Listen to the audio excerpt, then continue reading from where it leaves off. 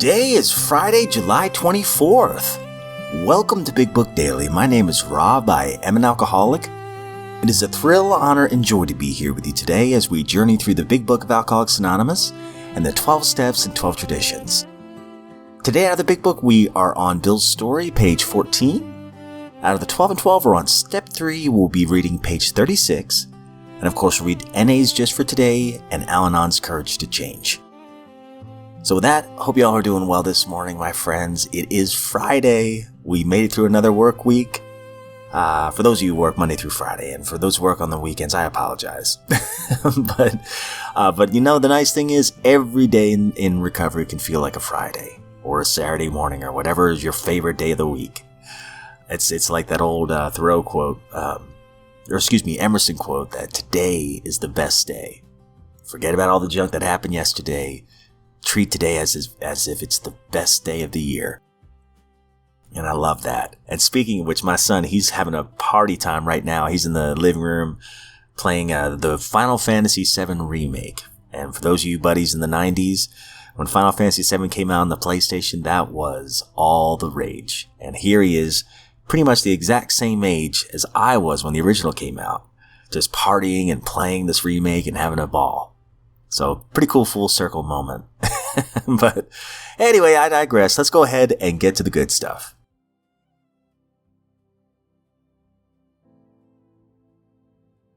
Alright, my friends, so if you recall from yesterday's reading out of the Big Book in Bill's Story, shortly after he meets up with Abby Thatcher, he is working the entire program here on page 13. Every single step that I could see there, from 3 on to 12, seems to be mentioned there.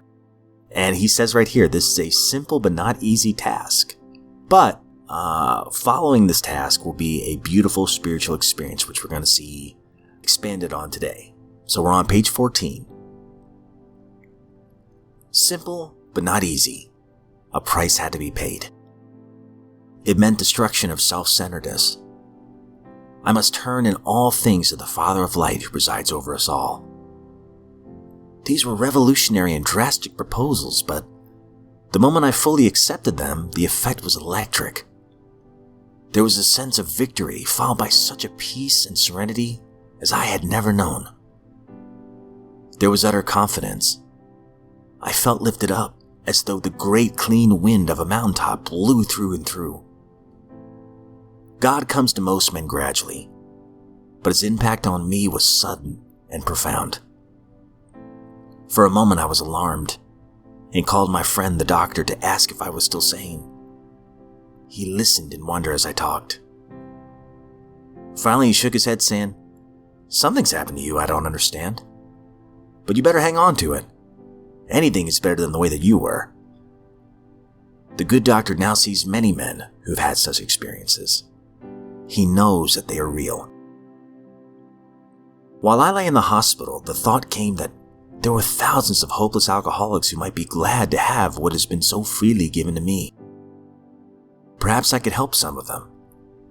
They in turn might work with others. My friend had emphasized the absolute necessity of demonstrating these principles in all my affairs. Particularly was it imperative to work with others as he had worked with me. Faith without works was dead, he said. And how appallingly true for the alcoholic. For if an alcoholic failed to perfect and enlarge his spiritual life through the work and self-sacrifice for others, he could not survive the certain trials and low spots ahead. If he did not work, he would surely drink again, and if he drank, he would surely die. Then faith would be dead indeed. With us, it is just like that.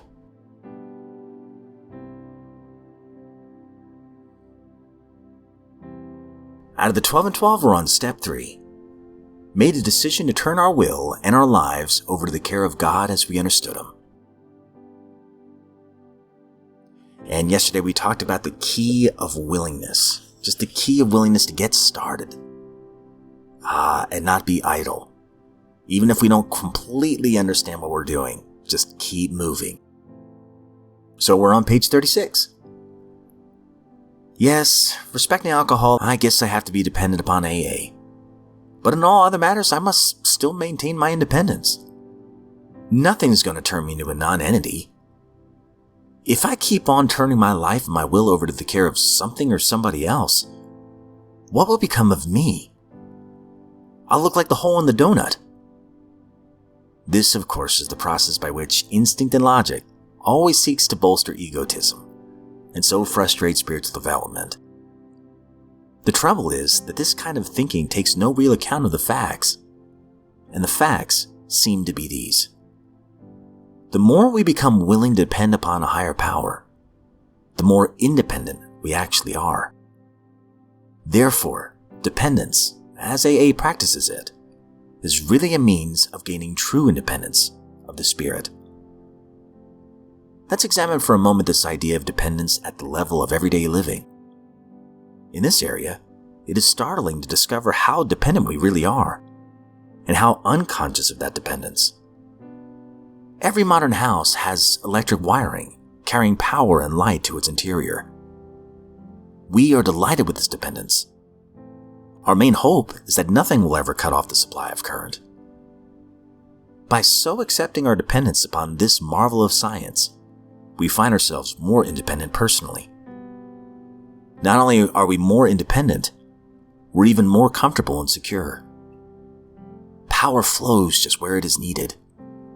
Silently and surely, electricity, that strange energy so few people understand, meets our simplest daily needs, and our most desperate ones too.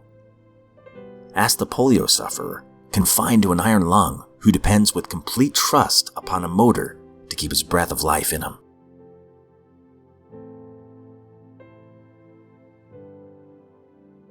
NA just for today, July 24th. The masks have to go. We covered low self-esteem by hiding behind phony images that we hoped would fool people. The masks have to go. Basic text, page 33.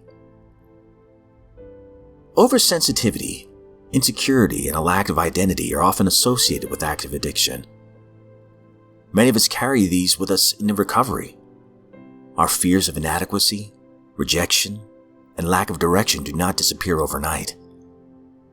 Many of us have images, false personalities we have constructed either to protect ourselves or please others. Some of us use these masks because we're not sure of who we really are. Sometimes we think that these images, built to protect us while using, might also protect us in recovery. We use false fronts to hide our true personality, to disguise our lack of self-esteem. These masks hide us from others, and also from our own true selves. By living a lie, we are saying that we cannot live with the truth about ourselves. The more we hide our real selves, the more we damage our self-esteem. One of the miracles of recovery is the recognition of ourselves, complete with assets and liabilities. Self-esteem begins with this recognition. Despite our fear of becoming vulnerable, we need to be willing to let go of our disguises. We need to be free of our masks and free to trust ourselves. Just for today, I will let go of my masks and allow my self-esteem to grow.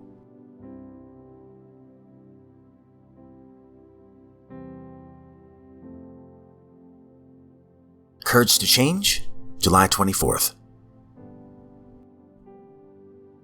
Every day I pray for the knowledge of God's will and the power to carry it out. Step 11. Then I try to trust that my prayer has been heard and will be answered. In other words, I trust that at some point in my day, I will do God's will. To me, doing God's will doesn't mean that I perform heroic acts on a daily basis. It means, at any given time, smelling a rose or emptying waste baskets or washing the car may be exactly what is needed. I have a higher power that loves me as I am. When I learn to love myself as my higher power loves me, I believe I am doing God's will. Today's reminder: what loving action can I take today Maybe I will make some time for nothing more practical than simple pleasure. A movie, a good book, or a breath of fresh air. Or perhaps I'll deal with paperwork that I've been avoiding. I can make a commitment to eat well and get the rest that I need. Or make amends for something that's been on my mind. A simple gesture can be the beginning of a lifelong habit of self-love. God alone knows the secret plan. One of the things He will do for the world using my hand.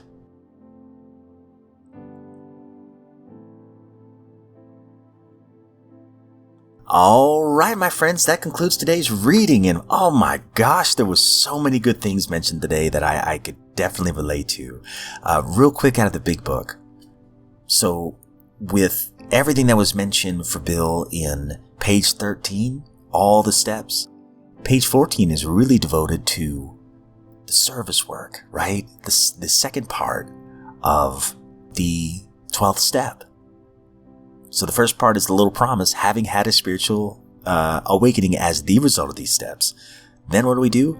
Carry the message to somebody else.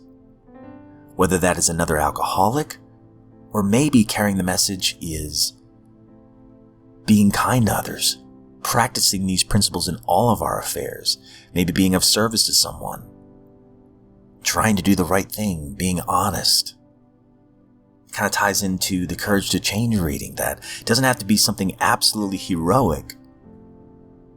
It could be as simple as carrying joy, carrying sunshine in our pocket, right? There's a little reference for you. To anybody else, taking care of ourselves, making amends to ourselves, our bodies, and all the years of self-hatred we might have gone through or put ourselves through, And then I love the NA Just for Today reading as well. It is beautiful, talking about the masks that we wear. It's a hard word for me to say, masks. It's like desks. It's not easy. But oversensitivity, insecurity, lack of identity are often associated with active addiction. Many of us carry these with us into recovery. That was me. Our fears of inadequacy, rejection, and lack of direction do not disappear overnight. For sure. I know for me, the fellowship helped for a long time, but I hadn't worked the steps yet. And when I started working the steps and practicing these steps over and over, a lot of that low self-esteem began to improve. I could look myself in the eyes, in the mirror, and not hate the guy that I see. I could look the world in the eye instead of always having my head down. Because I was doing the best that I possibly could while accepting the things that I can't change. And it all began with a prayer, right? But I will say this. I completely agree that this takes time, and I would also say, for me, repetition. Yesterday I didn't get a chance to record, so I've been saving it for today. Yesterday I woke up with so many intrusive thoughts, replaying stuff that I did in the last work year, replaying stuff that I did that I am deeply ashamed of, and thinking I don't deserve the life that I've got. Well, what I needed to do was analyze that a little bit more. Okay? Those things that were disturbing my serenity, those specific things that I did that I was not proud of. Have I talked to somebody about these things? The answer is yes. Have I prayed about these things? The answer is yes. Have I put into place practical steps to make sure this doesn't happen again? So those indirect amends or direct amends, if I needed to make those? The answer is yes. And then I think about the Serenity Prayer. Is there anything else I can do at this point? Just keep praying. keep doing what I'm doing. But I can't change the past. I can learn from it today. Now, if I'm learning from it today, does that mean I still have to be ashamed of myself and angry at myself? Hate myself? No.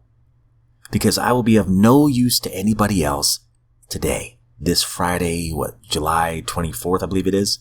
No, I don't have to do that.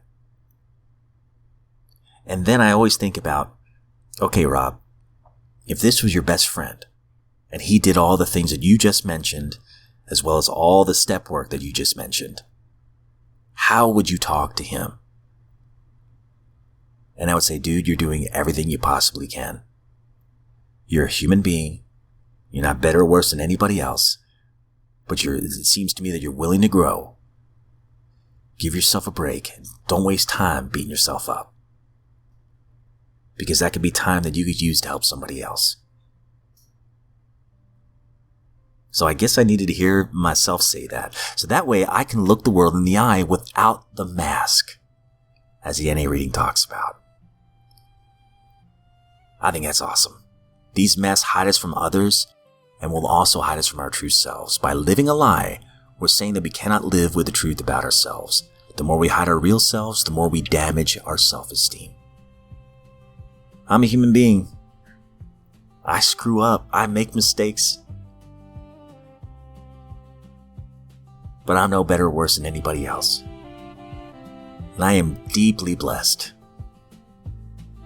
And there's been grace on display in my life that I owe to my higher power. And I have joy in my heart that I cannot hide. It's great stuff. Just for today, I will let go of my masks and allow my self-esteem to grow. So that's my homework for today. But with that, my friends, I hope you all have a great one. Please know, as always, I don't speak on behalf of AA, NA, Al-Anon, any other sect or denomination. I am just a joyful drunk in this lifeboat of recovery, honored to be here another day. And if we're given another set of 24 hours, I sincerely look forward to seeing you right back here tomorrow.